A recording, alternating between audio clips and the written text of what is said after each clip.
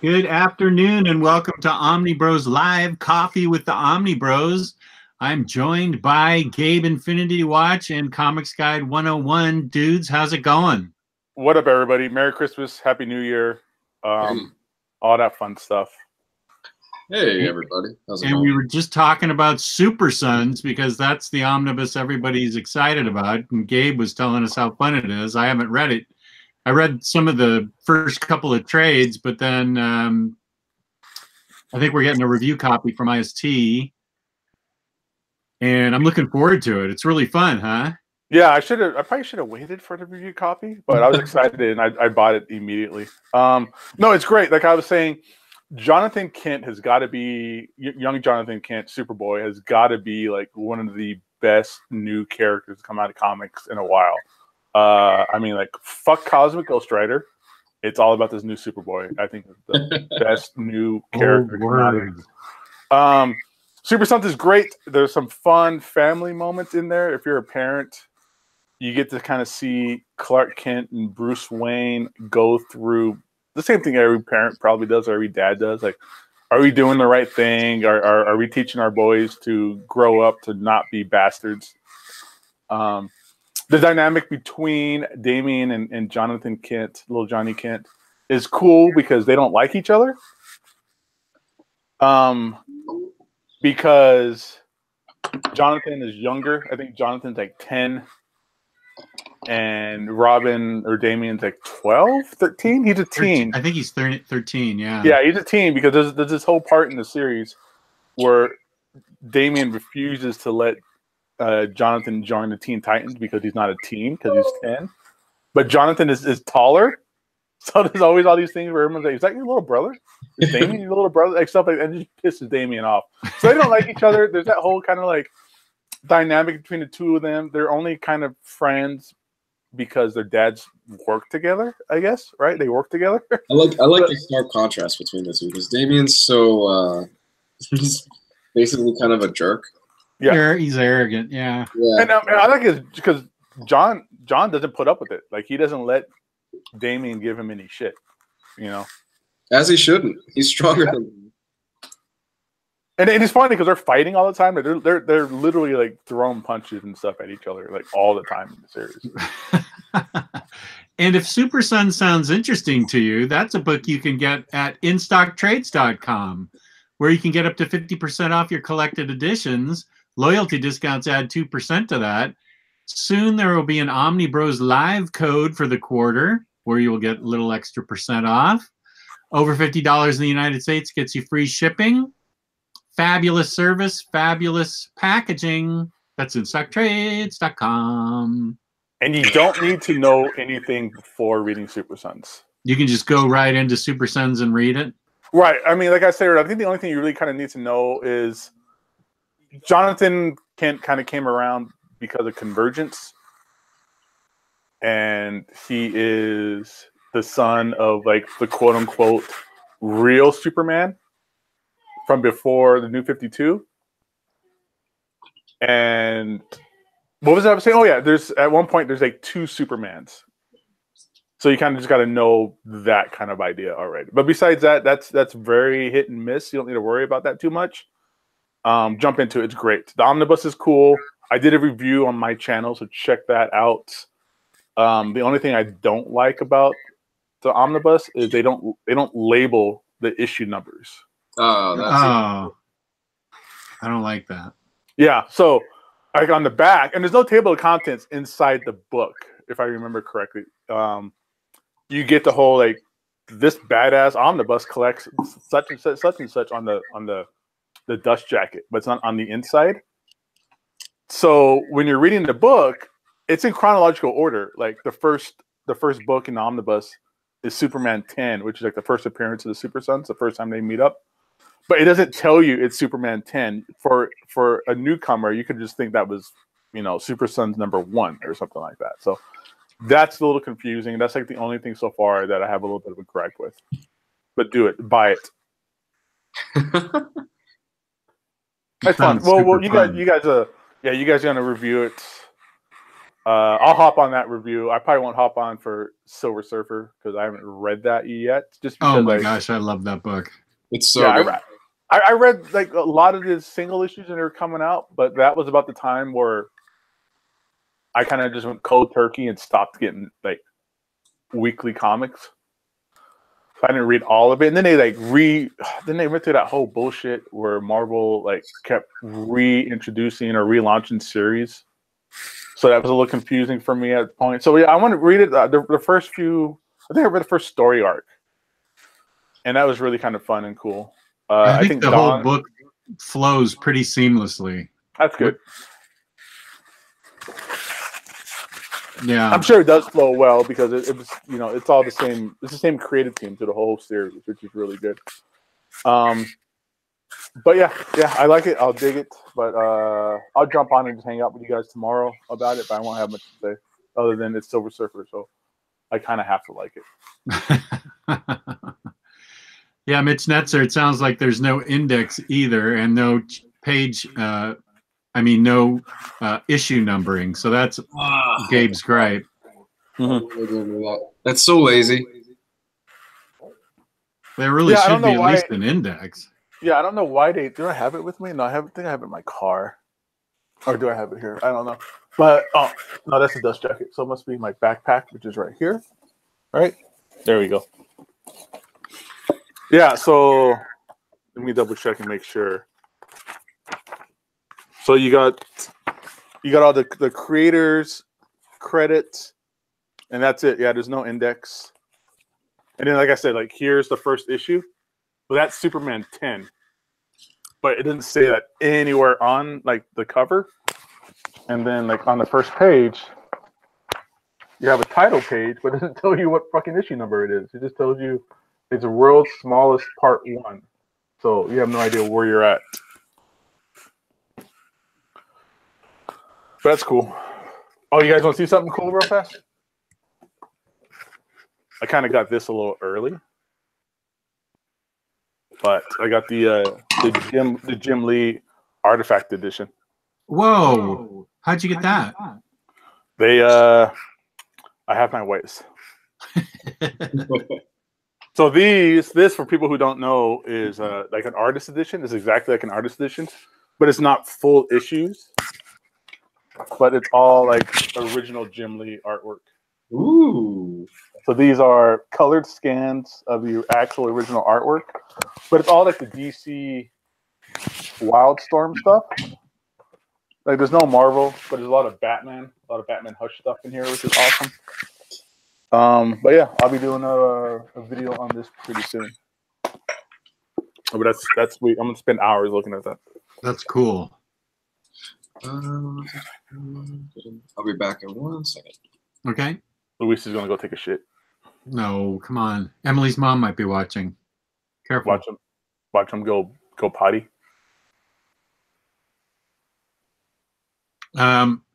Yeah. So just so you know, this is Emily's favorite podcast, so she always listens to us. Emily's great. I guess you said the shirts were a hit. Yeah, they're a big hit with her and her family. She gave them out as Christmas presents.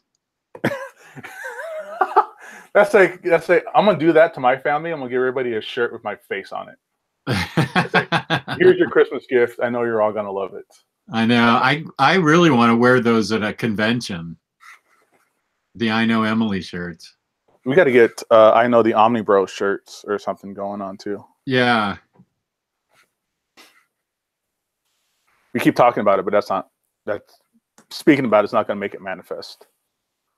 Right. Same with the end of the year awards. We still have not come to any solid conclusions about how that's going to work whatsoever. We're getting there though. Yeah. It's every time I go into the chat and I'm like, hey guys, so what are we going to do about the Omnis? And then like 2 days later, nothing. And I'll go, hey guys, so are we doing the Omnis? And then Ryley will be like, yeah. And then that's it. So we're going to need to buckle that down pretty soon. Are we doing we're not doing New Year's Eve, right? Because I think management's got you on duty. I'm on duty, yeah. Yeah. But New Year's Day would be good. What's New Year's Day? Tuesday, right? Tuesday, yeah. I probably could do New Year's Day. It's a hangover with the OmniBros. Yeah, so that's I don't actually think probably when we'll do Silver Surfer review, since we're not on tomorrow night. Yeah. We should probably do a Tuesday day or evening or something. We'll get it figured out. We'll get the Omnis figured out. It'll happen. I'll start pumping for it too. I can only do so much, and then nobody agrees with my answers on things anyways. So well, I think you're right what you were saying though. I think Gio put up a list of categories. No, that was me. Oh, that was that was me. No, Gio, Okay. Gio was coming up with like categories at the top of his head, I think. And then I put the list that we used before, like the actual list. And I was like, well, this is kind of a long list. It took 2 episodes for us to get through it last time, or for you guys to get through it last time. So we might need to cut it down or do something like that. And that's what happened. And then Ryley was like, are we going to include single issues? And I said, Luis wants to, so I think we are. And then I think somebody started talking about mangoes again or something like that, and then derailed the conversation. Okay, I think I know what we need to do. You and I should talk after the broadcast, and we'll just come up with a plan and just put the plan in the chat and say, this is the plan. That's the way you got to do it with these guys. I think so. Yeah. Yeah. So how was your Christmas? It was great. Did you see the pictures? The pictures of my Christmas tree that I got with the ornaments. Oh, so that was a separate gift? That was a late Christmas gift. Yeah, it didn't come in time for Christmas. It came a couple days after, and I set it up yesterday. That's the one that had like the Superman lunchbox ornament. Yeah. And then what was that thing you got? Was it like a Harley Quinn like rubber ducky? Yeah, yeah, that my dog stole and is now fiercely protecting. Oh wow! I know. Yeah. You're never getting that back. Yeah. I know. She claimed it as hers. Yeah, yeah. I got a Harley Quinn rubber ducky. If you try to take that, you're probably gonna lose some skin off your knuckles or something. Yeah, no, it's not worth it. I'll have to snatch it back when she's not looking, or she can play with it. That's fine. I mean, it's a Harley Quinn rubber ducky. It's if she likes it, that's fine. Is it because it squeaks? Yeah. Yeah. I what was that TV show with that little guy that was like the dog whisperer or something? I guess they say that dogs like those squeak toys, so they think they're killing it. Right, and that's why they like ringing things like that. Yeah. Getting something in their mouth and going because they're breaking its neck like a wolf. I saw a video once on YouTube of how persistent wiener dogs are, because I have a wiener dog. And it was a video of this wiener dog that was kind of just like camped out in front of this rabbit hole.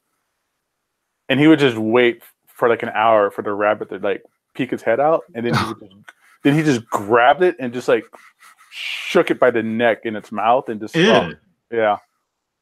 I was like, oh, that's such a cute dog. Oh, you just murdered that bunny. That dog is naughty. But that's kind of what they're bred for. My wife is having Netflix problems. Oh, she solved it. Okay, good. I'm gonna turn my phone off. I get those texts from my wife all the time, and I'm like, just unplug the modem. Right.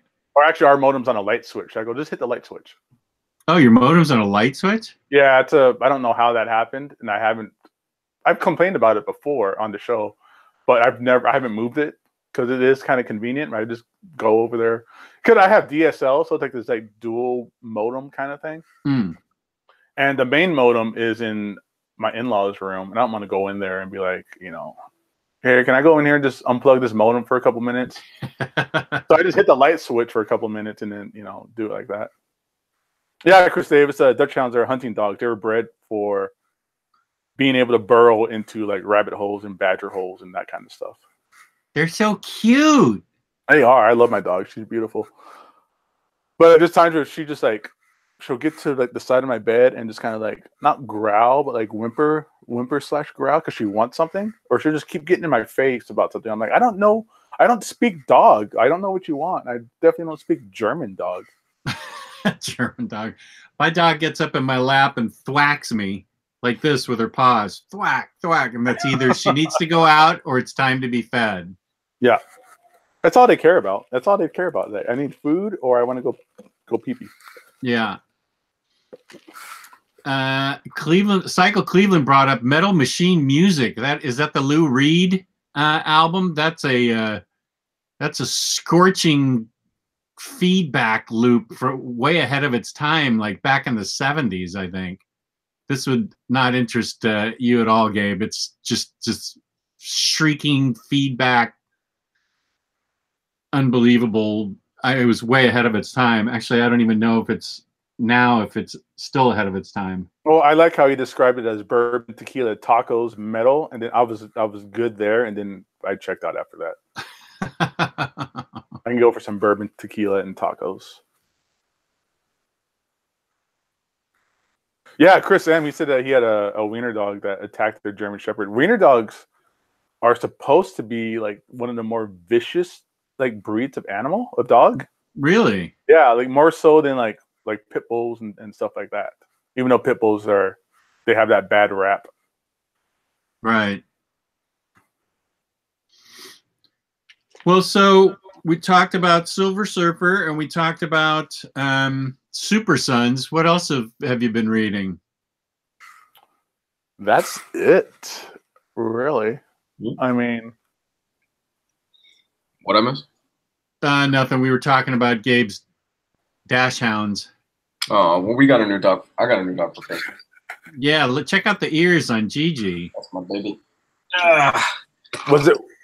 Was it in a box all wrapped up? No.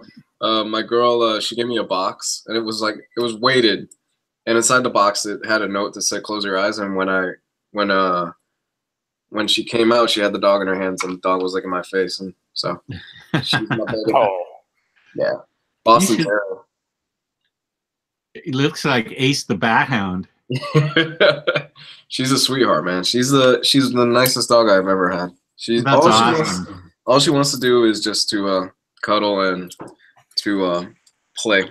That's it. People that had her I put a month of work into that dog, and the moment I gave him for Christmas, she wants nothing to do with me. Nothing. Absolutely nothing. So, it's Lou's dog now, huh? Yeah, I mean that's a good thing, but goodness. So yeah, she's mine. She's a rescue dog. They had her for 4 years and didn't even give her a name. Poor thing. So she was really underweight, and she was so scared of people that when anybody came up to her, she peed herself. So we think that they abused her at the last house that she was at.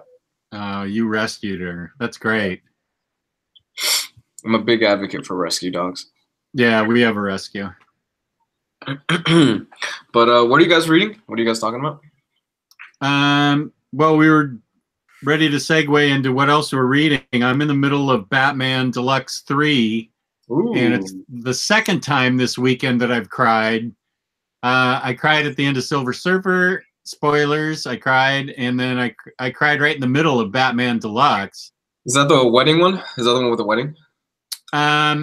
It's the annual. What I cried at was the annual. I think it's annual 2. The one with Catwoman and and old cat, and old bat. Oh, and man, I got really choked up at that. I'm not gonna lie.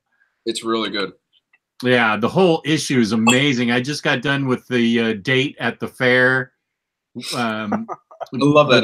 The double date at the fair. That was just great. I mean, to me, that is just great comics. I just enjoy the whole cat-bat relationship, and I just think it's a blast. And the thing with Lois and Clark meeting them, and the way it was written and structured, that whole issue, the issue before it, and was just structured so impressively about how neither Batman nor Superman was going to call each other about Bruce getting married, and that was really impressively structured. And then the double date was just a blast. How Lois and Catwoman bonded, and I loved it. And how there was still the kind of edge, but even though they were best friends, supposedly the edge between Superman and Batman throwing a baseball, who could hit it and stuff. Is that the one where they had to dress up like superheroes to get into the carnival? Yeah, exactly. And they switched the costumes.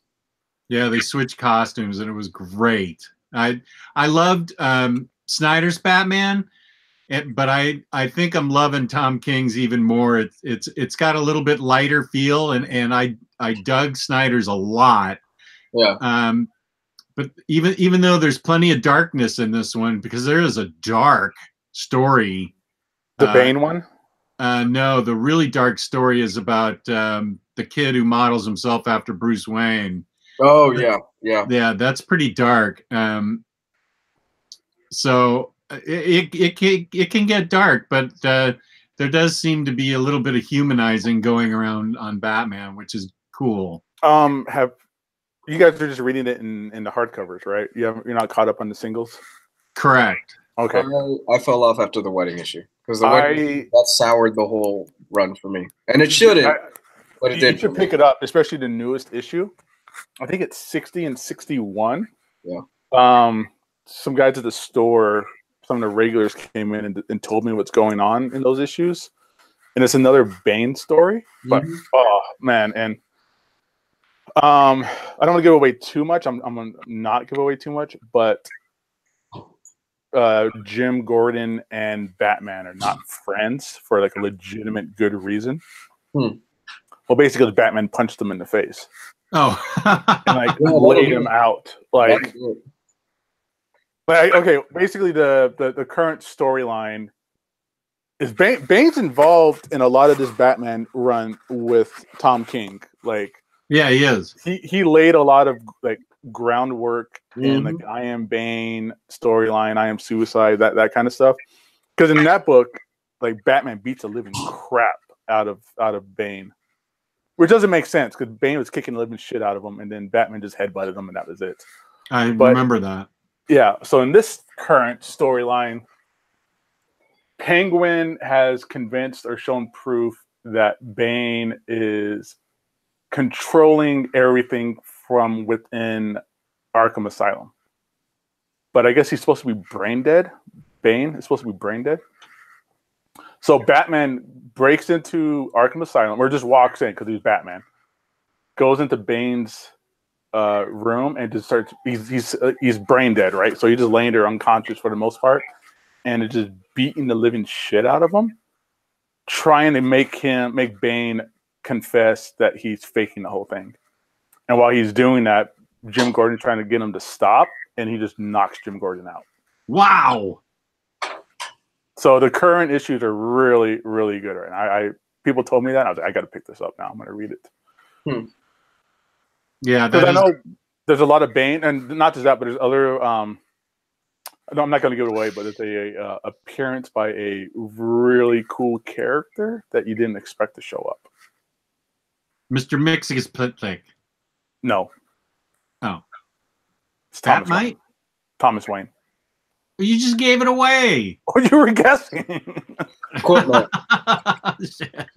I'll forget by the time I get there. Yeah. Because it'll be this summer before book 4 is released. Yeah, I don't know. I want to jump back into it, but the whole, like I said, the wedding thing soured a lot of that. It shouldn't.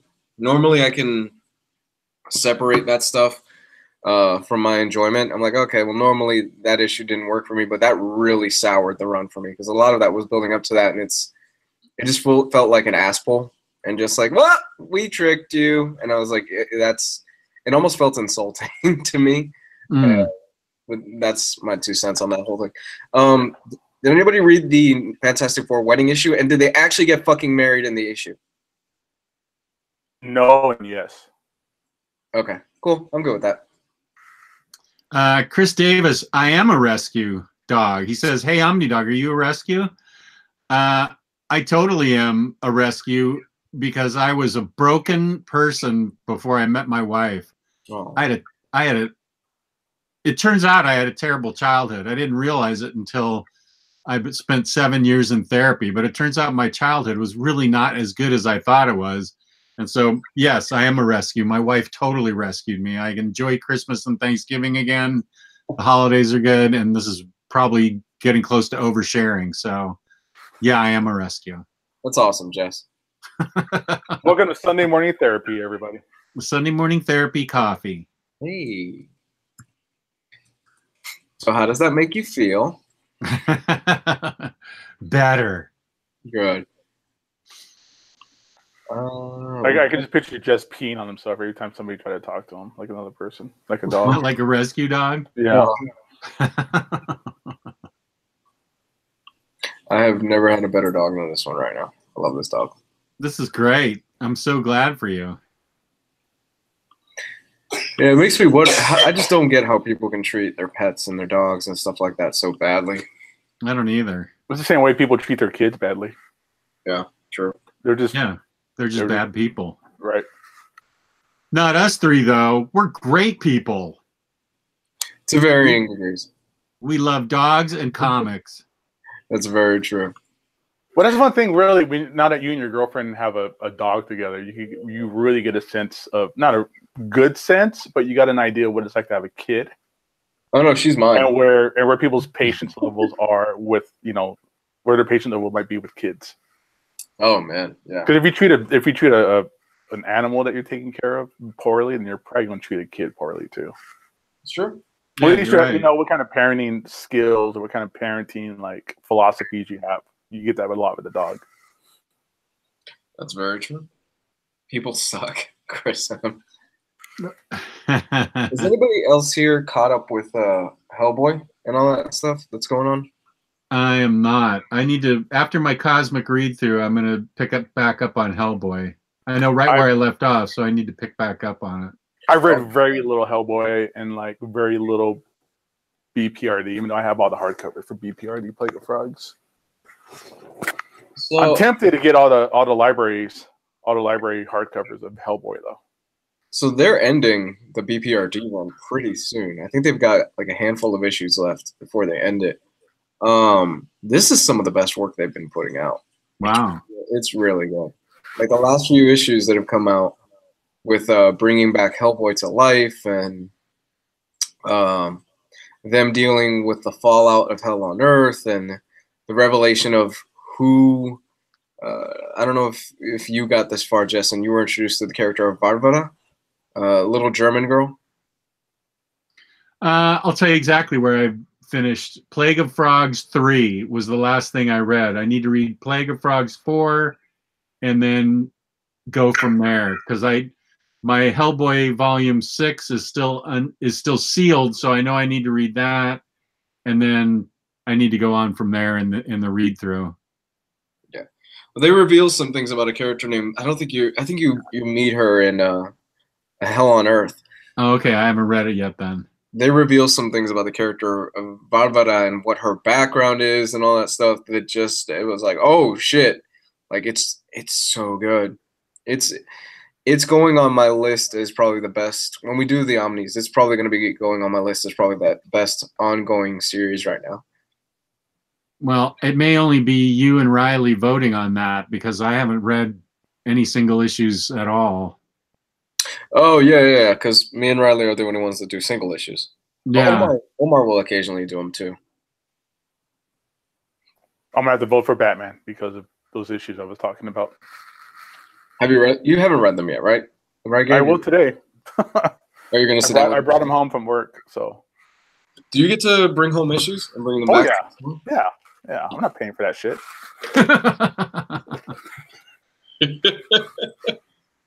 Oh no, I mean, it's kind of part of the job. I kind of have to know what's going on to be able to sell these books. So, but it's hard because I can't be expected to read all the single issues that release on Tuesday. We get them on Tuesday to go and sell Wednesday. Mm-hmm. Read them all before the next morning. That's impossible. So it's a lot of comics. Well, I'm not going to read all of them. Maybe just the ones I like, but still, I can't you know, there's things that happen. I can't read like 5 or 6 issues overnight or in the morning. Mm. And then Wednesday morning we open up and people are like, "Oh, did you read this book? What happened?" I don't remember seeing that in. That just popped up yesterday. Somebody in your store, all of you guys combined, somebody's going to have read all of you will have read everything. I bet. More or less, yeah. Yeah. Yeah, you guys seem like you're pretty good at keeping up to date as to what's good and what's not. Part of your job. Yeah, it's all about it, man. Speaking of Bat Hound, I sold a first appearance of Bat Hound the other day.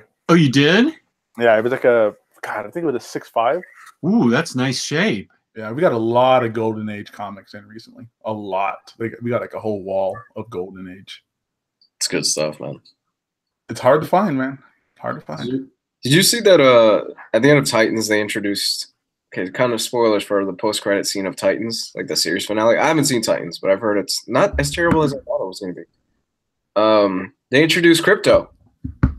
Oh my God, I'm so in then. Oh, you mean the second best dog in DC? They introduced Crypto at the end of Titans. That's cool. Yeah. So I'm kind of wondering if next season, again, I haven't seen this season. I'm kind of wondering if next season they're going to introduce Superboy as well. And I would definitely be in for that if they introduce Superboy. Totally. I heard from a lot of people that this Titans is not as bad as everybody was saying. Yeah. I'm still not crazy about their choice of Starfire and like her appearance and everything like that. It's good, though. I've heard it's not bad. You've seen it? Yeah. You saw Titans? Yeah. Did you like it? Yeah. The whole thing? I could. It's hard to get over the character. So like Over here. I don't think they can hear you. It's hard to get over who they chose for the characters. Hmm. But it's interesting. So you like it? Yeah. Huh. Okay. And you're My nephew likes it too. And you're somebody that's coming from that you like the Teen Titans cartoons growing up, right? Mm-hmm. My nephew, when he saw Starfire, Isaac, Yeah. he literally face palmed. Oh, okay. I thought it was funny. Okay. So I need to check it out. Did you see all of it or just a few episodes? No, I've seen a few episodes. I've been watching it with my mom. Huh. Okay. And that's on the DC Universe app or whatever? Yeah, but I'm not signing up for that until Swamp Thing comes out. Then you got me. I got to sign up pretty soon because of Young Justice. I want to see Doom Patrol. Doom Patrol looks interesting, man. It looks weird like it should be. Yeah. I like their casting choices. They said what's his face? The Street? I forgot the name. Danny Street. the transgender Street or whatever. Yeah. Danny the Street is gonna be in the series. That's awesome. So, How many people are going to complain about that, I wonder?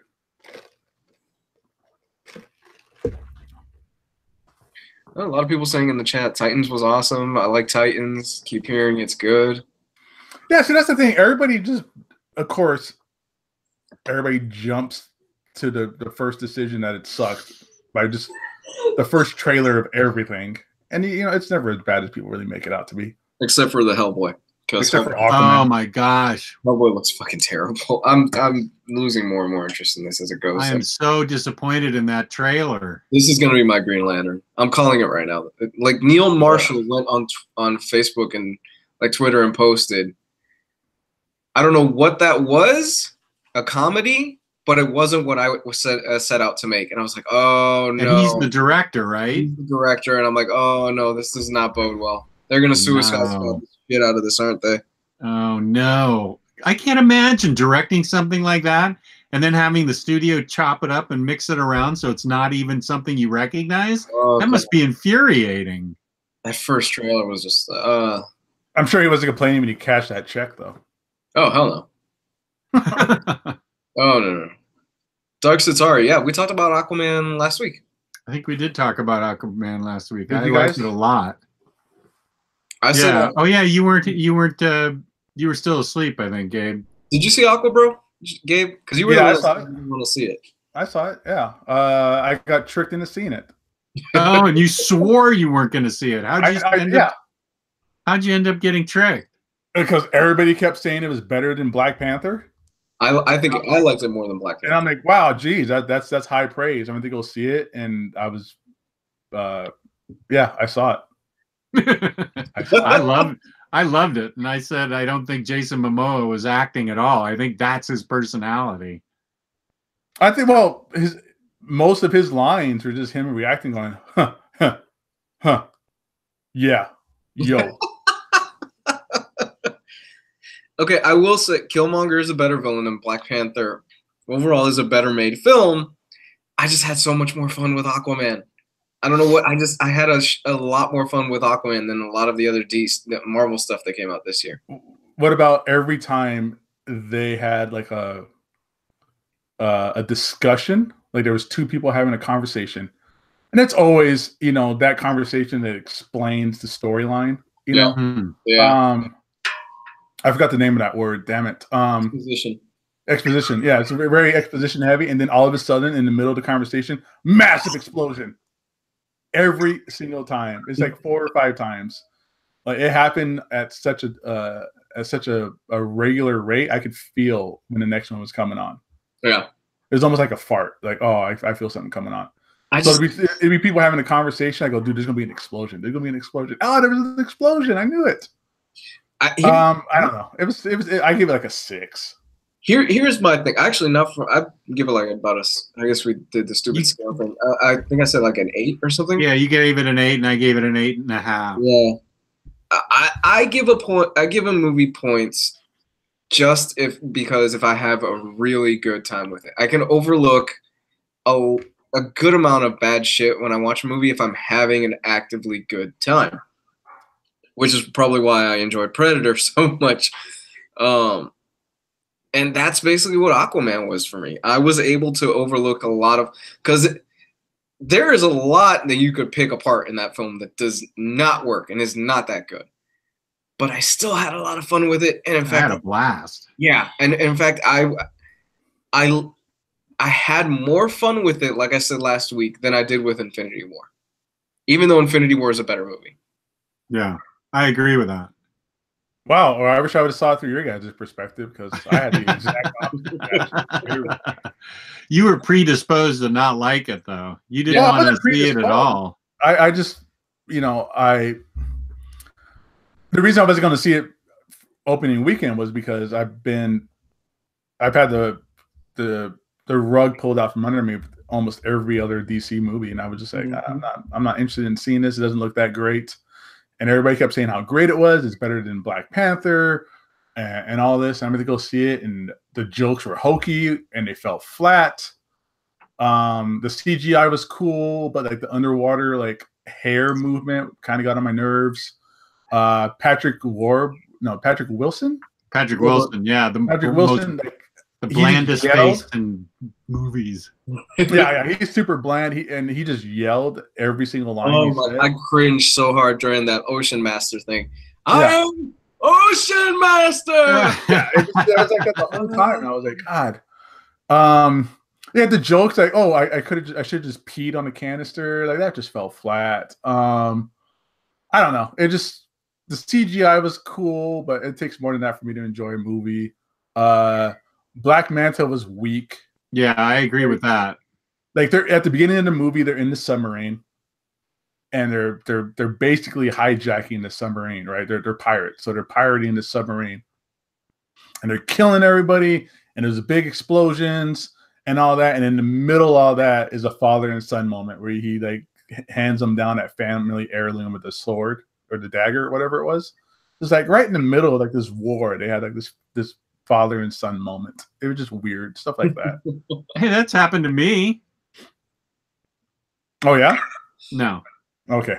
And then like Black Manta, like there's that montage scene where he's building his suit. There's just I don't know. I hate using words like dumb and stupid because that's not very like explain a lot.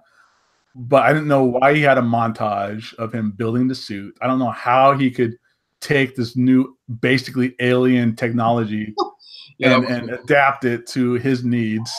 You have to suspend your disbelief, dude. Yeah, and then if I did that, then I would still believe in the Tooth Fairy and Santa Claus. Wait, what? Oh, wait. Did I just ruin that for you?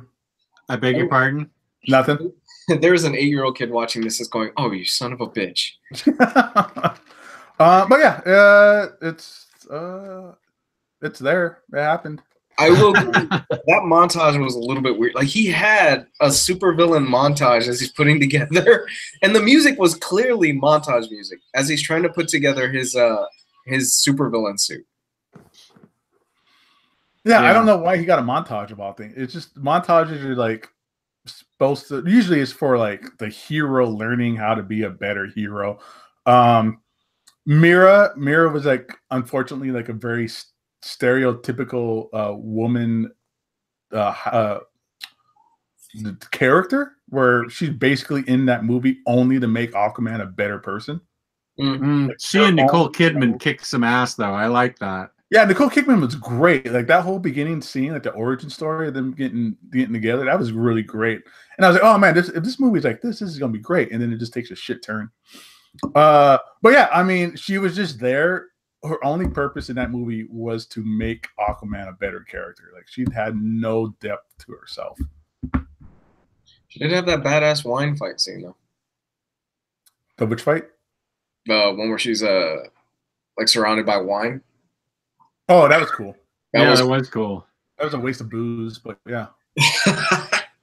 No, like I said, I enjoyed it more than I did with Infinity War and Black Panther. But that's just my 2 cents and my predisposition first. I will be right back. My wife needs me. I'll be right back. All right. I had a million times better experience with Spider-Verse. Oh, no. Spider-Verse is heads and tails a much better film than Aquaman. Like it's not even close. And I had a way better experience and fun time with Black Panther than I did with Aquaman. I just didn't care about the character, really. Like that's fair.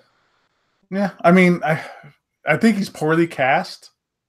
No, I don't think Jason Momoa is like a terrible actor or anything like that. I think the guy's really charming. I think that's the thing that I think he's trying to be too charming. You know, like he seems to be laying it on pretty thick. He's Jason Momoa. I don't even think he's really acting. Just made a point of this last week. I don't think he's really acting. He's just that's who he is. I wish they would just cast him as Lobo. He would have made a perfect Lobo, I think. I think so too. I think he would have been a better Lobo. I actually would have liked him more as Lobo. Are we getting a Lobo movie? They've said we are, right? There was an announcement of one in production or whatever. This was like a few years ago, though, right? No, I think it was earlier this year. Wasn't that long ago? Feels like a opportunity. Yeah, I mean, we'll see. I mean, we got announcements of. Was it Craven? Didn't Craven get announced for a movie too? Mobius, and that's actually happening. Yeah, Jared Leto is playing Mobius. Yeah, that guy's just trying. He's trying to get a hit superhero movie underneath his belt. I think he's just trying to get a hit. He hasn't been in anything really. He was in Blade Runner, but he was barely in it. Well, what about the Dallas Buyers Club? Did you see that? That's what I was just about to say. He hasn't been in anything other than Dallas Buyers Club, which he played. I forgot the character's name, Raldo or something like that. And he was fantastic in that. That's a great movie. I think that's my favorite movie that year that came out. Same. Dallas Buyers Club. If you guys haven't seen it, Dallas Buyers Club is a fantastic movie. It got McConaughey won the Oscar for that, didn't he? Did he? I don't know. But I just like that movie because it's that type of subject matter, and it actually was kind of like based on true events. Yeah, and it gives you an idea of how the FDA and all that kind of stuff is really just bullshit.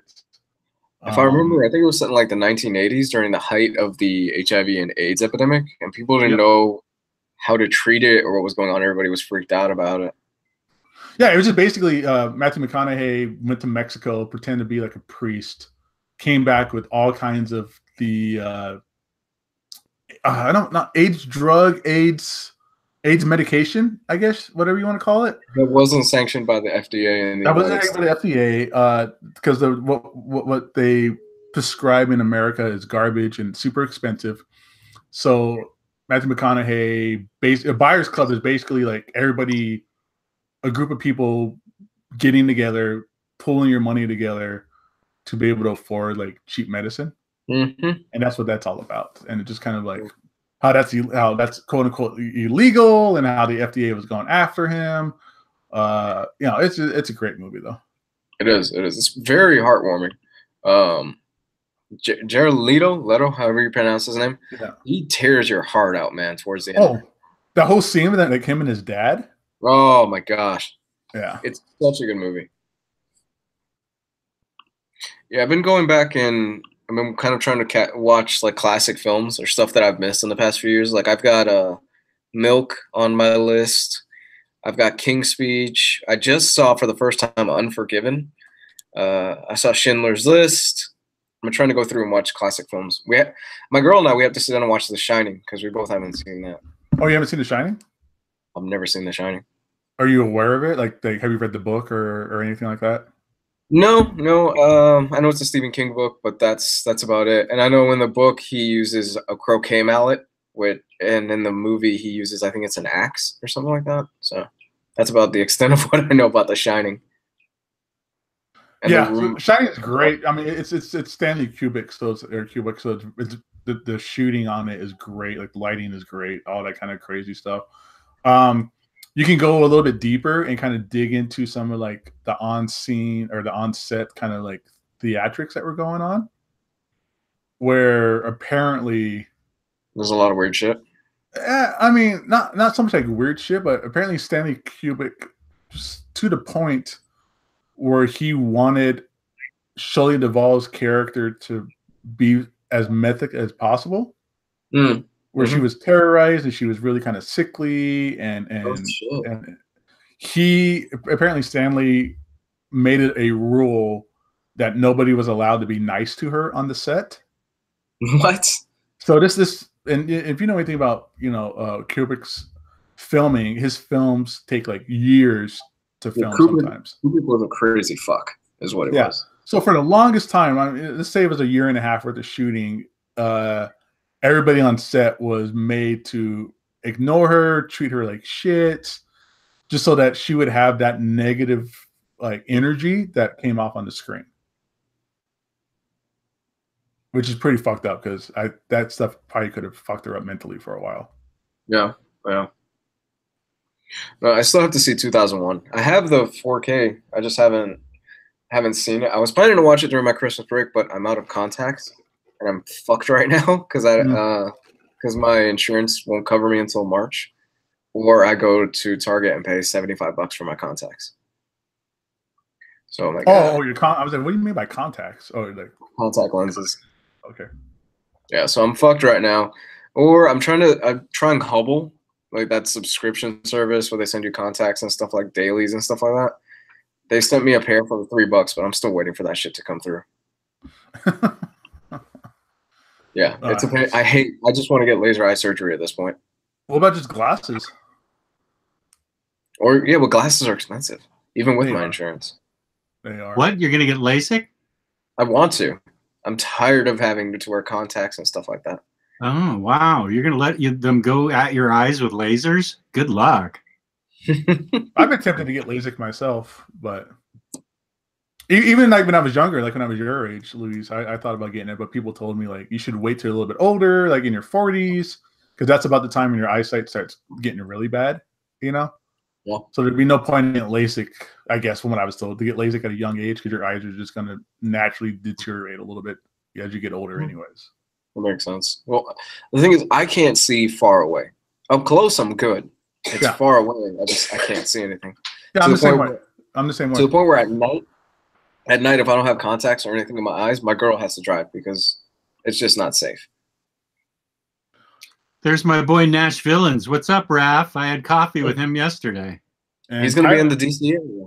Yeah. Taylor's in too, man. We got a lot of people in the chat hanging out this time. That's great. There's old Taylor Alexander Cassidy. I know Matt Miranda checked in earlier.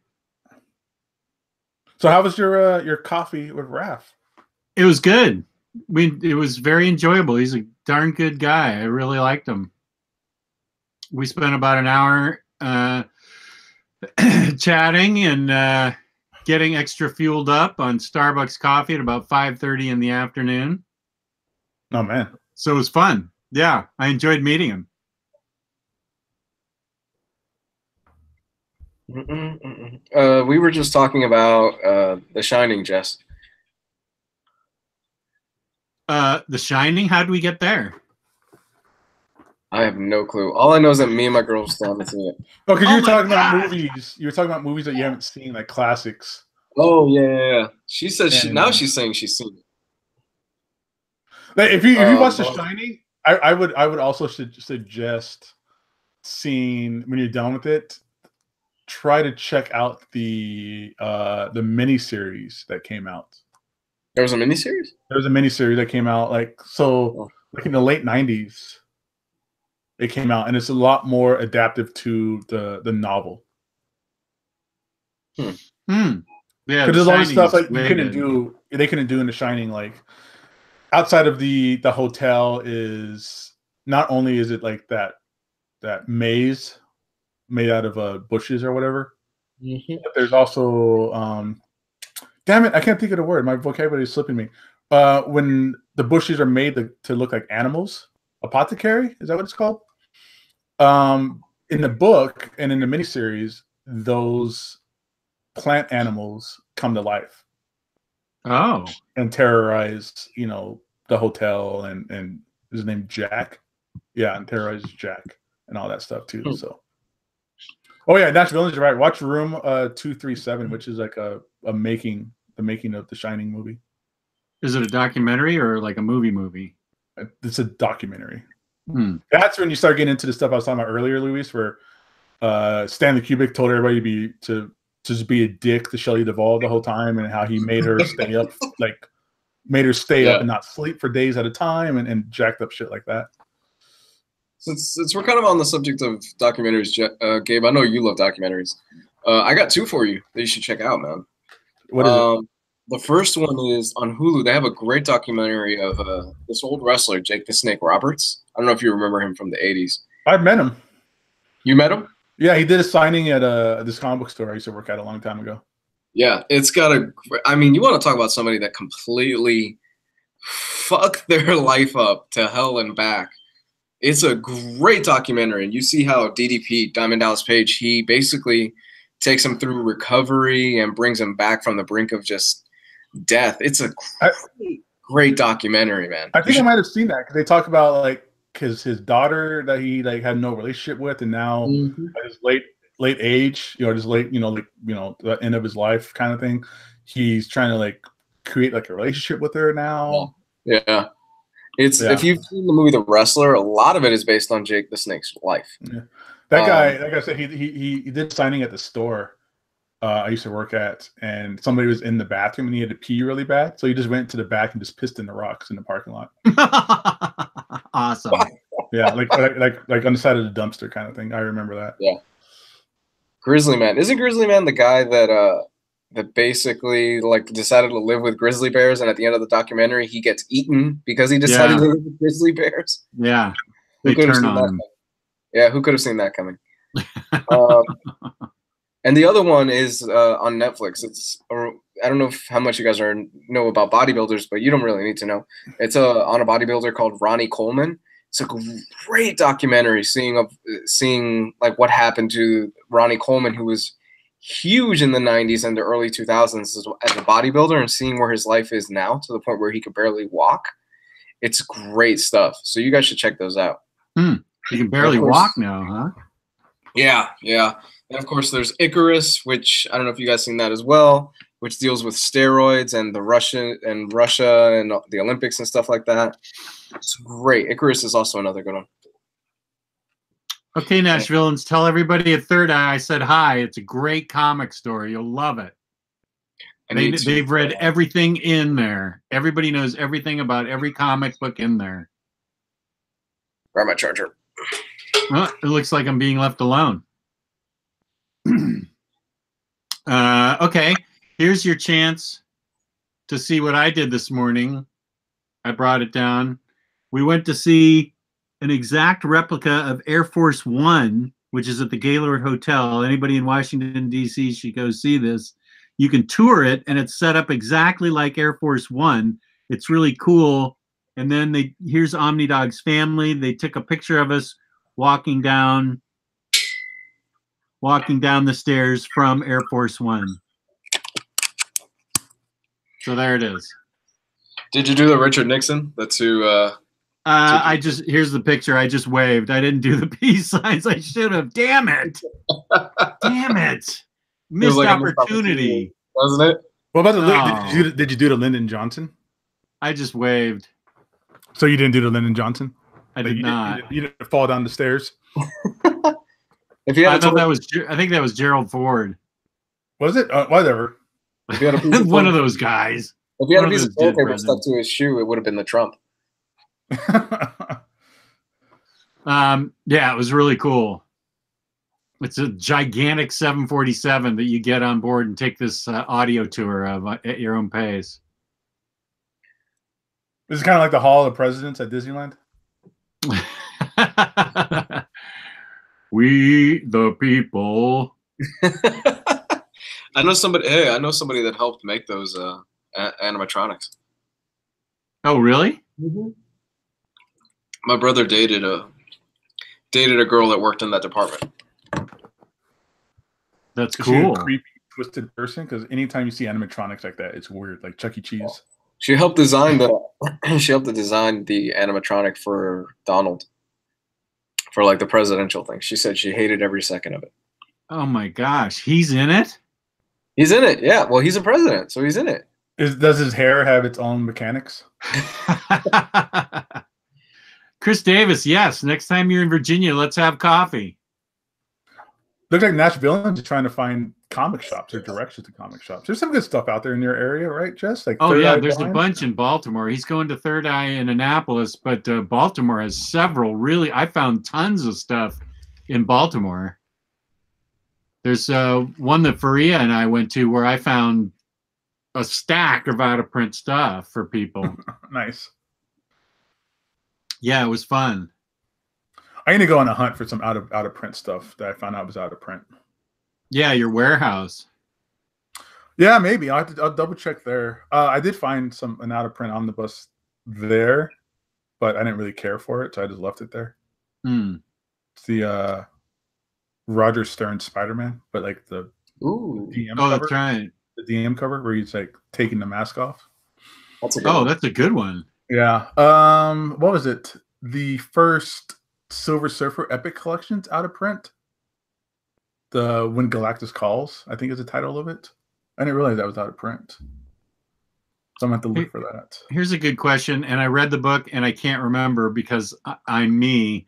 Can you go into Avengers No Surrender blind? Did either of you guys read that? I read a little bit of it, and yeah, you can go into it blind. I think you can. Because it was a review book, and I just picked it up and read it, and I don't remember reading anything but New Avengers as far as Avengers go. So because they introduced a whole new like storyline, introduced a new character that was always around, kind of thing. Oh yeah. That's right. Yeah, right. Leighton, you can read that. It's really good. That's right. I forgot about that. Yeah, that's a really good book. I enjoyed that book. What books are you missing behind you, Jess? What books am I missing? In your Fantastic Four, like cubbies back there. Are you reading something, or is that just? I think that's just natural space. Okay. I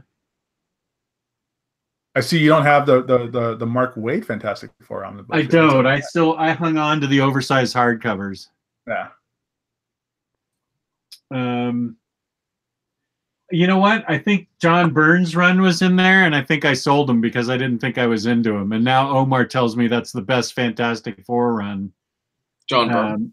Yeah, that's his favorite, and I'm like, oh, well, I sold him because I didn't think. Because that's what everybody thinks is the best Fantastic Four run.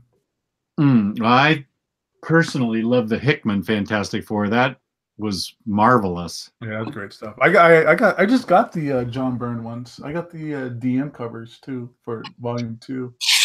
Well, I mean, the Hickman run for Fantastic Four and Avengers is arguably one of the best runs in the last 10 years on in Marvel. Take the word arguably out of that. In Marvel, like not just like Fantastic Four, but in Marvel, period.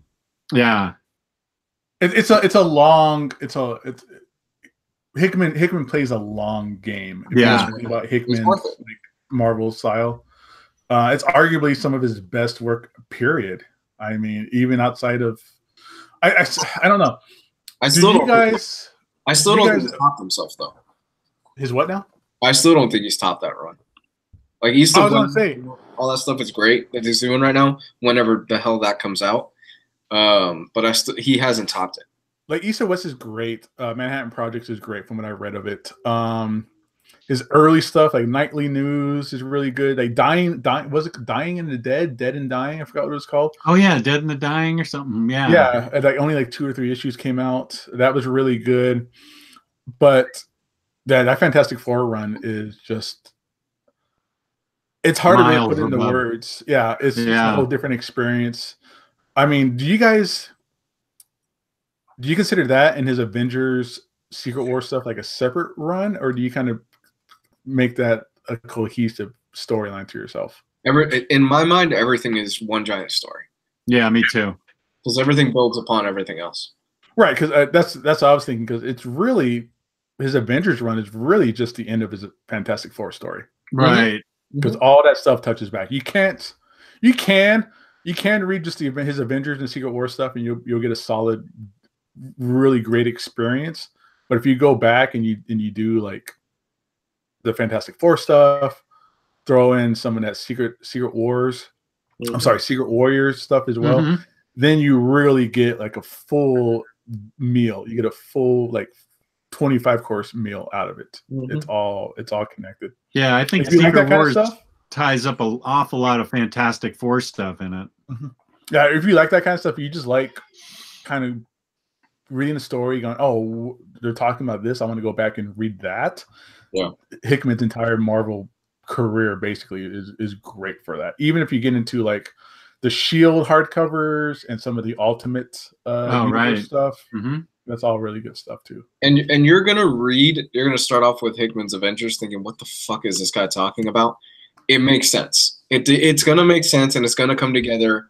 And once you hit Infinity, it really takes off. Well, that's the same with his Fantastic Four run. There's a point where it turned into like an Inhuman story. Yeah. For a little bit, and then I remember when that stuff was coming out in singles, a lot of people were just like, "What's going on here? The quality is really dropped. This is taking too long." Because of course you're reading it, month by month, maybe 2 times a month or whatever. But when you read it all together, like stick with it, you will be rewarded out of it. I think it's that's a good description. I think is his run and reading it is very rewarding.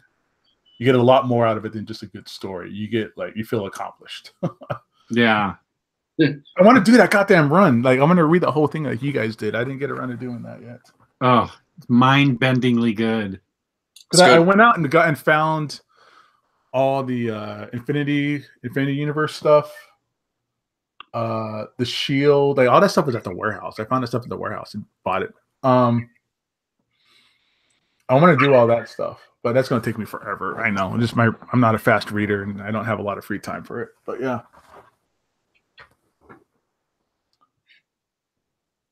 God, that's good stuff. Yeah, it really is. I forgot how we got on Hickman, but yeah. Have we? Okay, so I know you two guys are probably tuned out a little bit right now, but have we? Has anybody brought up what Shonen Jump is doing? Like, the biggest manga publisher that's out right now, as far as their subscription service right now. I don't know what you're talking about. I'm sorry, it just turned into the adult talking peanuts to me. Okay, trust me, I'm gonna bring it around to Marvel and regular comics. Okay, so you guys don't know, Shonen Jump right now is arguably the biggest manga publisher in the world. They have a lot of the biggest stuff. Like they have One Piece, they have all that huge stuff. They have Dragon Ball. They have launched their subscription service, and it kicks the shit out of everything else that Marvel and DC has been putting out. Like it disgraces what Marvel and DC are doing. In what way? In price, in content, in every single way you can think of it. It's insane. So let's take Marvel Unlimited. While I like Marvel Unlimited and it's actually a really solid service, you pay $10 a month and you get back issues. You're getting issues that were 6 months old, up to 6 months old. You don't get the newer stuff. And if you're willing to wait 6 months, you can just kind of keep up that way. I think it's a solid price, but what Shonen Jump did is they undercut Marvel. For $2 a month. You are getting us just every single one of their classic mangas, the One Piece, the Dragon Balls, and stuff like that. Everything. And every Sunday you get the newest issues that come out for $2. And their English translations. The app, I have the app and I signed up for it because $2 a month. It's not that great. It does need a lot of work, and the Marvel Unlimited app as a whole is better. But for $2 a month, you're getting all of these brand new manga issues and all of these new chapters, and you get all the back issue stuff. It's insane, and it's an incredible deal, and I'm wondering how the hell they're pulling it off, because it's such a steal. It really is, and it makes me wonder if Marvel's going to take a look at this and go, fuck. Because, what do you mean? In the sense that the Marvel Unlimited app is nice, but I still have a lot of people asking me and saying, yeah, $9.99 a month for issues that I still get comments from people and messages from people saying $9.99 a month is good, but I'm still not getting current issues. Mm-hmm. I think they really need to take a look at their business model and look at this and go, maybe we can offer something like $15 a month and you get current issues with it or something like that. And I think that would really be enticing to a lot of fans. Well, because, I mean, I'm sorry. Go ahead. I got something. No, it's fine. Because I personally feel that at $15 a month and you get current issues, you would have a lot of people that would sign up for it. Okay. That's true, and I 100% believe that a lot of people would sign up for that at $15 a month, and you get all the new issues.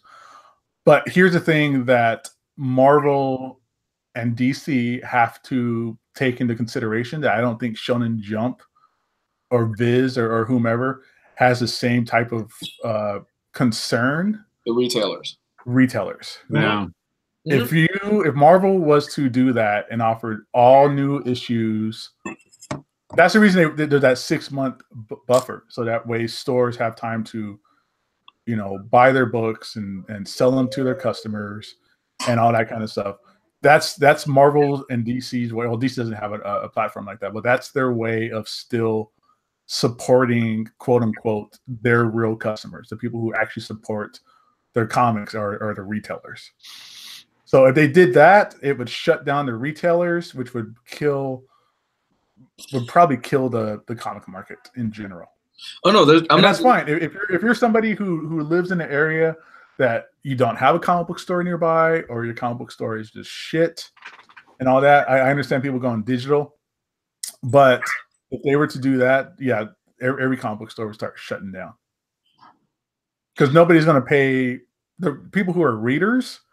People who don't buy variant covers, people who aren't hunting, people who just want to read their books would disappear from comic book stores because they would just get it for $15 a month. Wouldn't you agree though that there is, like, for us, like, we still have, like, I'm mostly digital, but wouldn't you say that there would be people, there was always going to be the hardcore and diehard fans that they will still want a physical piece of media versus a digital platform? Right. But then the way that would be looked, that retailers look upon it, is that DC or Marvel, we're talking about Marvel's turning their back on the direct market. So retailers would frown upon it because they would look like they're just turning away from it. Because I feel that there will always be a place for physical media. Always. I don't think that's going anywhere. But I do think that the future is digital. We are becoming a more digital society. It's just the way it is. That's part of the reason why Blockbuster, when they had a chance to buy out Netflix, they scoffed at the idea. They're like, oh, we're not going anywhere. And now the last Blockbuster is closing in Alaska because mostly everybody's going digital. So I think that there is a place for physical media, and I don't think retailers are going to go anywhere. But where would you feel would be a good price point for something like that? If Marvel decided, okay, $30 a month, you get all the new issues, or $25 a month, or something like that. Do you think that would be more feasible? Yeah, definitely. I think any price tag that Marvel puts on there would be good because you would have access to everything. You would have access to everything that's been out in the last 75 years of Marvel, and then all the new stuff.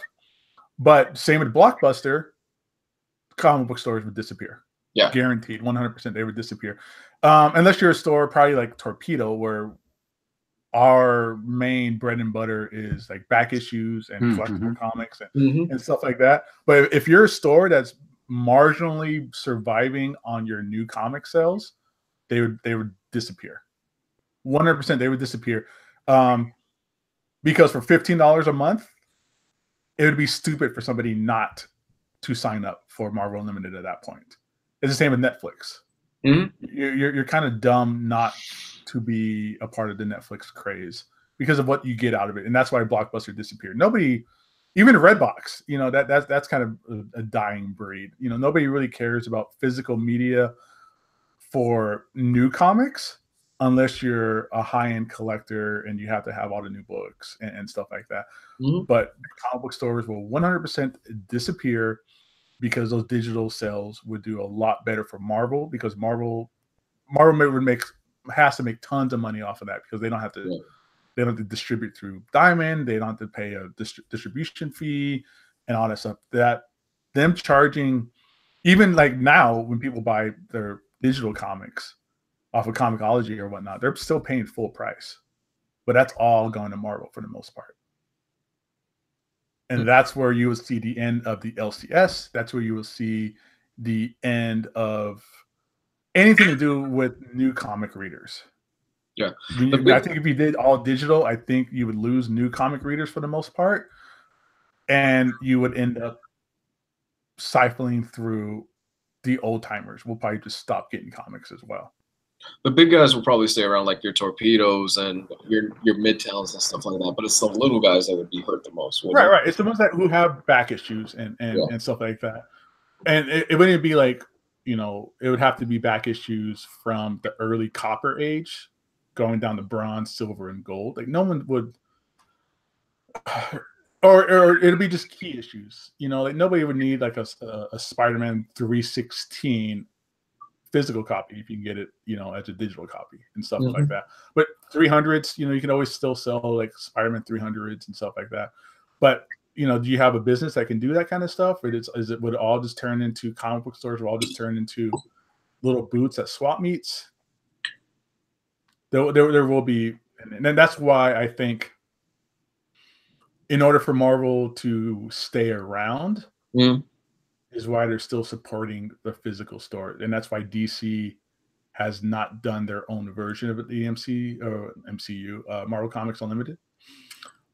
Because if it was both companies doing something like that, then that would kill the comic book marketplace. Yeah. And then you would only have like Image and like these small time industries or these small time publishers, and they do not bring in enough to kind of keep the comic. I think comics would disappear outside of it just being like a digital commodity or a digital like throwback nostalgia thing, without the release of physical comics being there.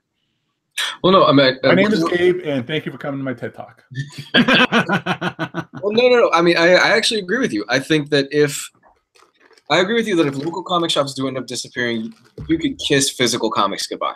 Like that's the death nail on physical comics, because you can get them at some places still, like your Walmarts and stuff like that, where they sell an occasional few issues and stuff like that. But should they, let's say DC tomorrow, Marvel tomorrow, they come out and announce both of them, we're doing a subscription service, $20 a month for Marvel, $20 a month for DC. You get all our new issues, all our back issues and stuff like that.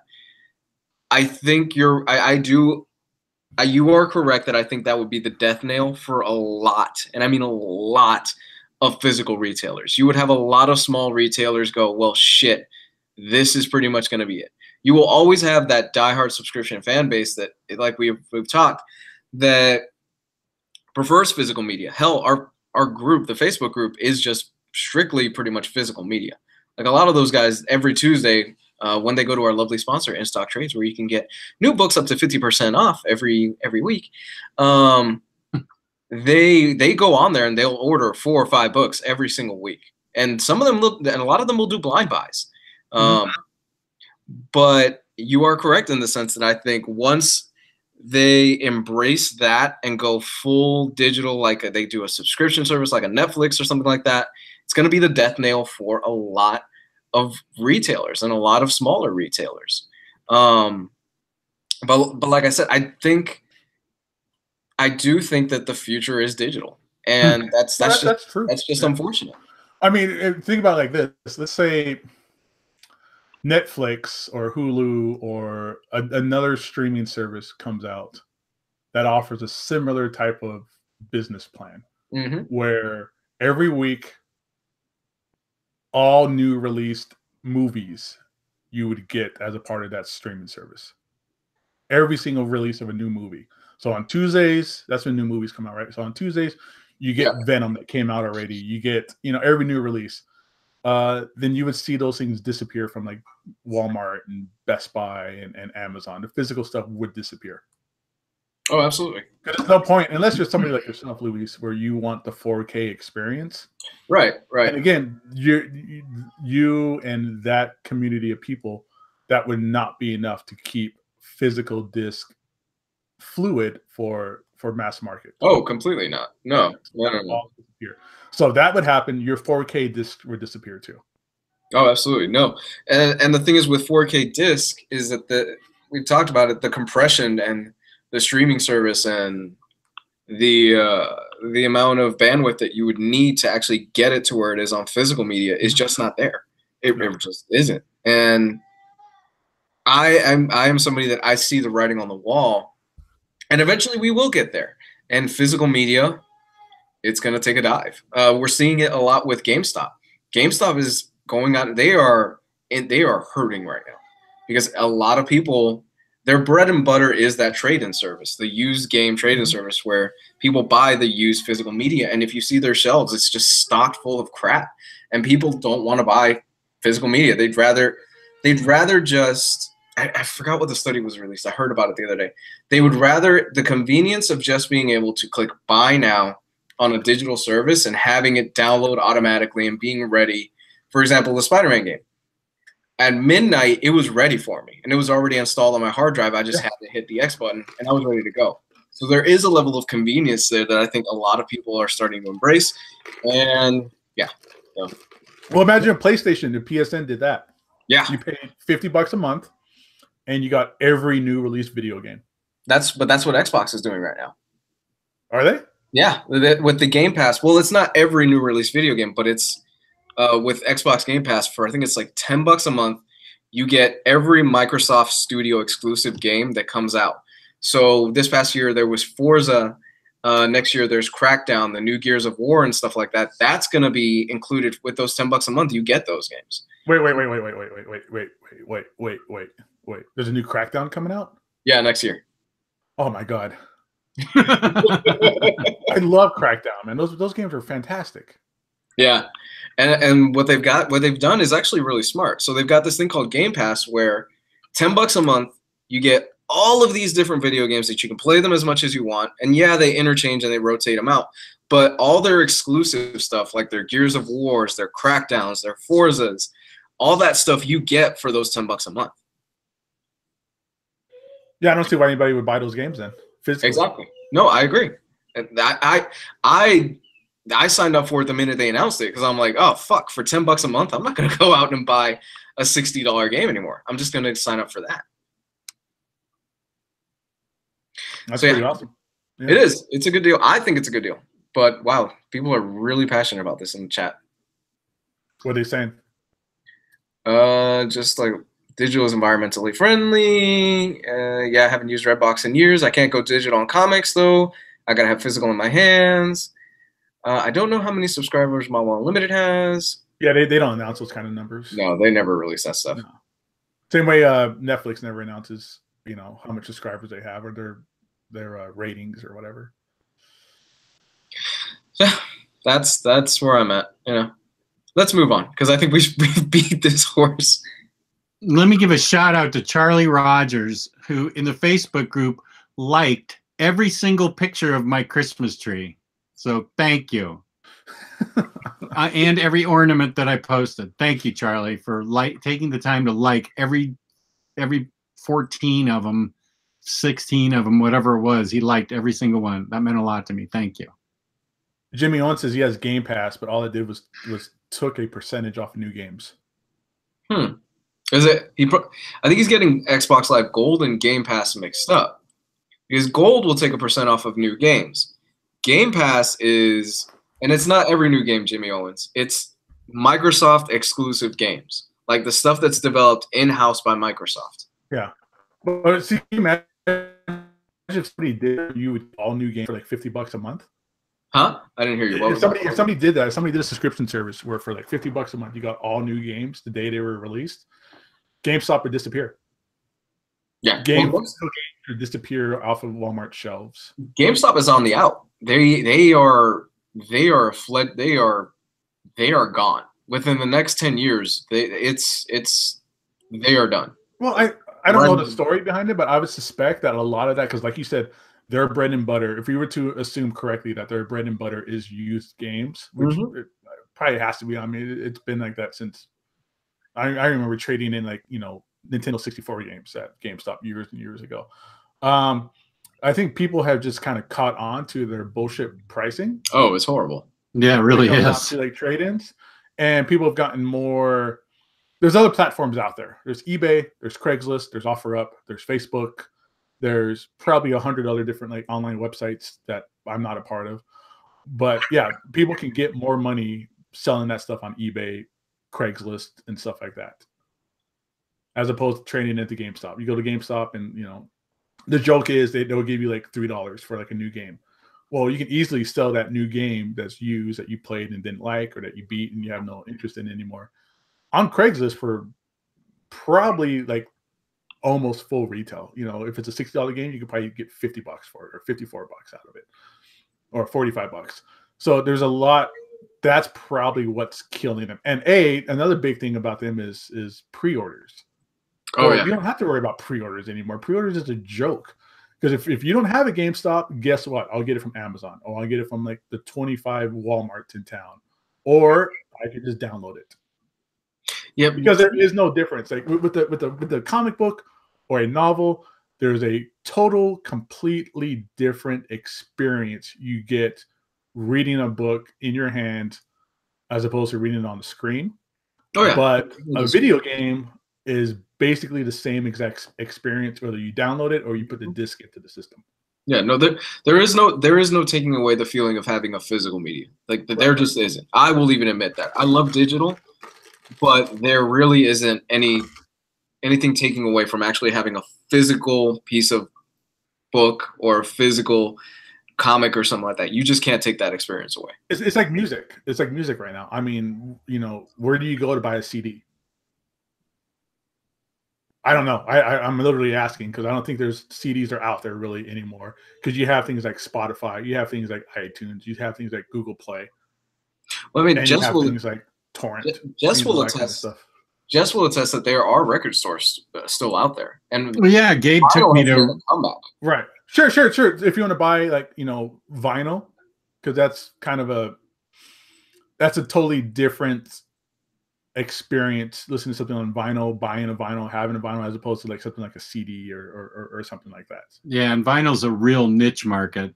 Right. But yeah, there's no CDs. That's a good question, where to go to buy CDs besides Amazon. A physical CD. And various record stores that I go to online that offer CDs. Yeah, and that's how it has to be. Getting, I would assume, things like discs, like CDs, DVDs, and probably pretty soon Blu-rays. As that technology starts to become more and more obsolete, it'll probably be a lot more expensive to still print those things out. Yeah. And my daughter doesn't even have a disk drive in her computer. She just uses Spotify for music. Yeah. My computers don't have disk drives either. Yeah, mine doesn't either. Most of like almost all my friends, they don't have disk drives in their computer because they use Steam or they use some other online platform to download their games. So they just don't see because of the game. It's the same exact experience, whether you download it and you're playing it that way, or you have a physical disc. There's no difference unless for somehow you get the extra feels by putting a physical disc into your system and waiting for it to load up. I don't know, but yeah, I mean, and plus everything's downloaded anyways. I mean, most of the time you buy a game, all you're really doing is just buying an unlock key for the downloads. Walmart confuses me. They won't sell music with swearing, but sell R-rated movies. Walmart just confuses me in general. I hate walking into one. I'm surprised. I hate having to go through that gauntlet of crackheads and bums asking for money in the parking lot to get to any Walmart. Our Walmart's in a nice area. It's just that I walk into one and it's like I'm a 9-year-old kid again going into Macy's with my mom. I just get instantly exhausted from the overstimulation. I'm just like, oh my God, why did I walk in here? I also kind of have to wonder how much, and I know we're kind of going a little bit long on this, but I kind of have to wonder how much like channels like YouTube channels like what's this fucker's face? What's his name? Not Comics Explained, Comic Historian, where they literally read you the comic, basically how much that affects sales as well. Because I know some people will be like, well, why am I gonna go buy a comic book when this guy is just basically reading me the huge major details to it? I wonder if that affects anything as well, like as far as sales and things like that. But that's probably something completely different than, or whatever. I don't know where I'm going with that. If you want to buy physical copies of comic books, though, like trade collections, InStockTrades.com is the place to go, where you can get up to 50% off your collected editions. Loyalty discounts add 2% to that. Upcoming quarter, we'll have an Omnibroslive code to give you a little bit more off. Over $50 in the United States gets you free shipping. Don't know how they do that. Fabulous customer service, fabulous packaging. That's InStockTrades.com. Yeah. I worked in Walmart for 10 years, and thankfully I finally left back in March. God bless you. Holy smoke. How do you do it, man? Job to job, man. True. Yeah. Steady paycheck's a steady paycheck. That's true. I couldn't imagine myself doing retail for 10 years. I didn't even know about Comic Historian. They read you the book? Yeah, he basically will pick like a huge arc and he will read you. Basically, he gives you the high points of the book and he reads them off to you. With like, he'll have the images posted in the YouTube video. Oh, okay. Or balloons, like he'll have the actual words from the word balloon like digitally scanned out. And he reads you basically what's happening in the book. How does he not get a copyright hit on that? He's actually partnered with Marvel. Oh, frick! He's got a partnership with Marvel is the last thing that I heard. Wow. Yeah. Nothing against him, but I'm sure he's a probably nice guy and sounds like he's doing a service for people. No, but he's a total asshole. All right, well, screw him then. I don't want anybody reading me stories. I know there's a whole huge thing on YouTube of people reading bedtime stories to you and stuff, or whatever that genre is. It has a name. I can't think of what it's called. It's called audiobooks.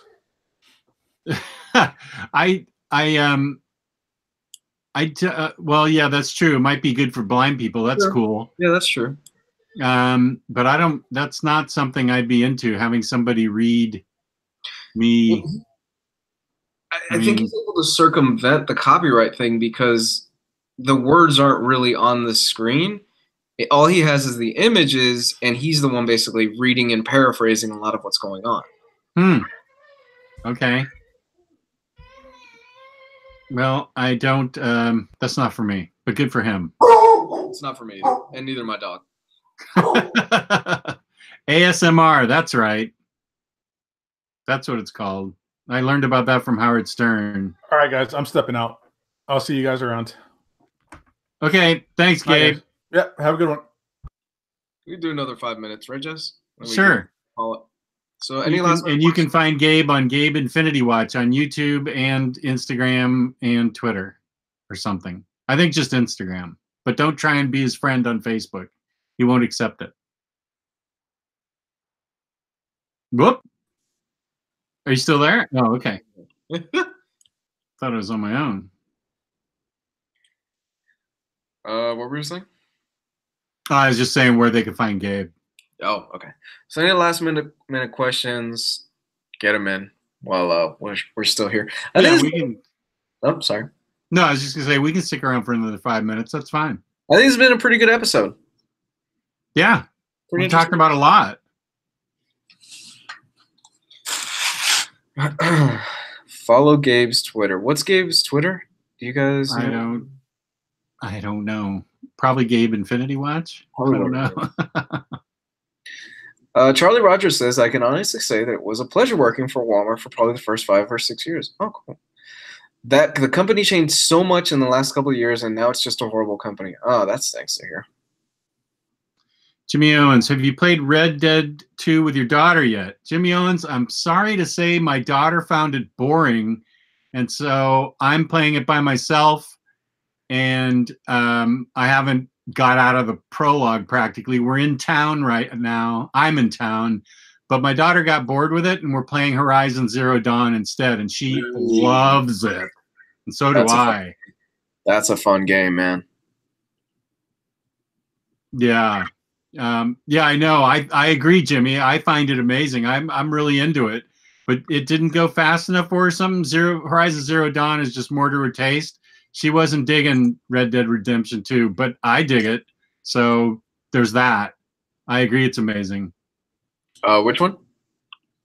Red Dead. I like it. But I'm playing it on my own now. I love Red Dead.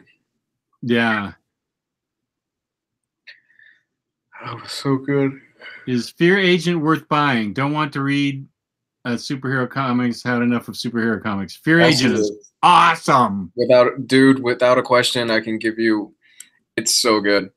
In fact, it's so good. If you don't like it, Jess will give you his money back. It is awesome. Fear Agent is great. It's I think it's probably my second favorite Remender book. What's your first favorite? Uncanny X-Force. Yeah, can't argue with that. It's so good. That's one of my favorite books just in general. Oh my god. How great is Uncanny X-Force, Jess? Yeah, that was one of the first X books I ever read. And then once I got more Marvel, and I liked it, once I got more Marvel knowledge, I went back and reread it, and it was even greater. It's better. The more you know about the X-Men, the better it is. Yeah. Tons of great characters in that with fantastic art. And fantastic art in Fear Agent. You damn skippy. Yeah, fantastic art in Fear Agent. Who is it? It's Jerome Pena does a lot of the art in that. Yeah. And Tony Moore. Tony Moore, yeah. Anything by Remender that's not superhero is great. No. Uncanny X-Force, man. You got to give him that. And I actually liked his Uncanny Avengers. I haven't read that. I need to read that. It's a good follow-up to Uncanny X-Force. It's not as good, but it's pretty solid. That's a book I'll try. Maybe that's a book I'll try and read this year. It's good. No, it's really good. I think you'll get a lot more out of it if you go from Uncanny X-Force and do Uncanny Avengers. Okay. Charlie Rogers, I am seeing Into the Spider-Verse this week on Wednesday, but Luis, how many times have you seen it? I have seen it twice, and I want to see it one more time before it goes out of theaters. I'm going to go see it at an Alamo, and I'm excited. Ooh, look at you, Mr. Moneybucks. It's cheap. Tickets are like $8. Really? Yeah, and the food's not expensive, and it's awesome. It's a great experience. Okay, cool. Can you read Uncanny Avengers without reading Uncanny X-Force? Is a question. Yes, you can, but you will get a lot more. if you decide to, you will get a lot more if you decide to read it beforehand. So get those trades at InStockTrades.com. Yeah. Do they have them? I'm pretty sure they have them at IST. Have you read Akira? Yes. Rate Akira on a scale of 1 to 10. Luis Lopez is thinking of acquiring it. It's a 10. It's a classic for a reason. Solid 10 there, Luis. I haven't read it. It's still got in the seal in cobwebs on my floor. No, it's a solid 10. There's a reason why Akira is recognized as the classic that it is, and it's. Have you seen the anime? Is my next question, because if you've seen the anime, the manga actually picks up where the anime leaves off. Oh, is that right? So I should see the anime first and then read it? Yes, but there are a lot of differences. There are characters, because the anime actually finished before the manga. They finished making the animated movie before the manga was even finished. So there's a lot of differences in the manga and in the anime. The anime is still a classic. It's still brilliant. I actually am somebody that I like the manga more than the anime after having read the manga. I think I read it last year, the entirety of it. And it picks off a lot of where the anime finishes. Okay. Yeah, direct all your manga questions to Luis. He's the one on the show that knows. Yeah. Although I'm nowhere near Ryley or Omar or Gio's level as far as manga. Oh my gosh, Ryley has a whole closet of it. Yeah, he's on another level than I am. Yeah, he's on a mad tear with manga. And then there's Sherlock Alexi in the group. I think manga's all he reads now. Really? I think so. It seems like he's way more into that than regular Western comics. Any more questions? My laptop's running out of juice. Yeah, I'm running out of too. You're running out? My laptop and Luis are both running out of juice. Well, this may be a natural, organic way of ending the episode because we're all running out of juice. Luis, where can they find you?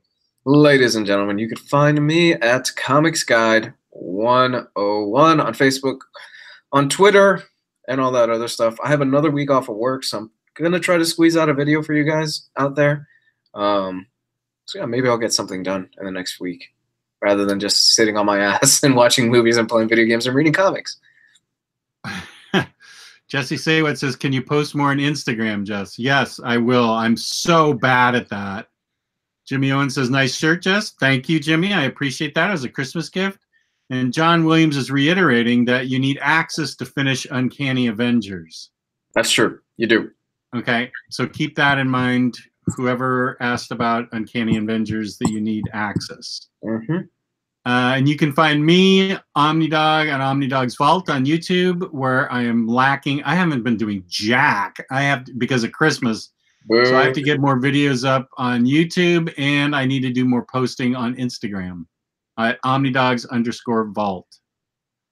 And my dog is still lying down on that pile of towels. Oh, she still uses it? Yeah, so we haven't touched them or washed them or anything. They're just flomped on the kitchen floor where she goes. Oh, you have tile flooring though, right? No, it's wood flooring in the kitchen. Does it get really cold? I haven't lied down on it, so I don't know. Maybe. It might be cold for her. That could be it. Yeah, you're right. Oh, poor thing. Okay, everybody. Thank you for tuning in. The chat was lively today. Thank you very much for your participation and for viewing. Peace and love. Peace and love. All right.